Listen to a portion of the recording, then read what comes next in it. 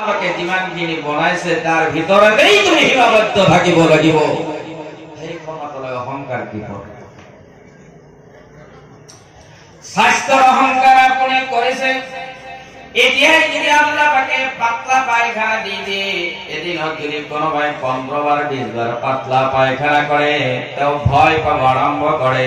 নিজৰ বন্ধু বান্ধৱক মাতি তেওঁ মাফ লবলৈ আৰম্ভ কৰি দিয়ে। বন্ধু, মোৰ এনেকুৱা অৱস্থা হৈছে, মই বোধহয় আৰু এই দুনিয়াত জীৱিত নাথাকি।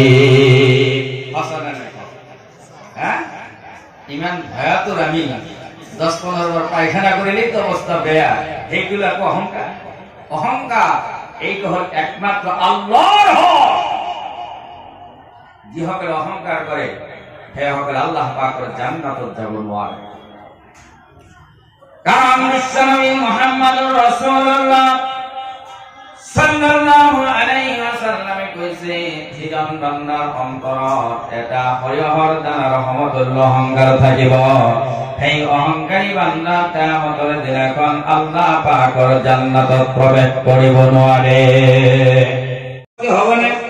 আল্লাহ পাকে কৈছে, কিয় মানুষৰে তুমি ভৰি মাৰিছ অহংকাৰ কৰি, মোৰ জমিন তুমি বিদীৰ্ণ কৰি দিব নোৱাৰা। আকৌ চাব কিছুমান অহংকাৰী মানুহ আছে, কিহৰ অহংকাৰ? পেকেটৰ ভিতৰত আল্লাহ ৰশি কান মাৰি দিলেই হে। সমাজত কিছুমান মানুহ আছে, স্বাস্থ্যবান শৰীৰৰ ক্ষমতা আছে, শক্তি আছে, সবৰ যেতিয়া ৰাস্তাৰে চলাফেৰা কৰে, মানুহৰ মাজত যেতিয়া চলাফেৰা কৰে, বুকু ফুলাই মোৰ ওপৰ পিনে কৰি চলাফেৰা কৰে, মানুহক বুজাব বিচাৰে মই এজন ক্ষমতাবান মানুহ ৰাস্তাৰে গৈ আছো।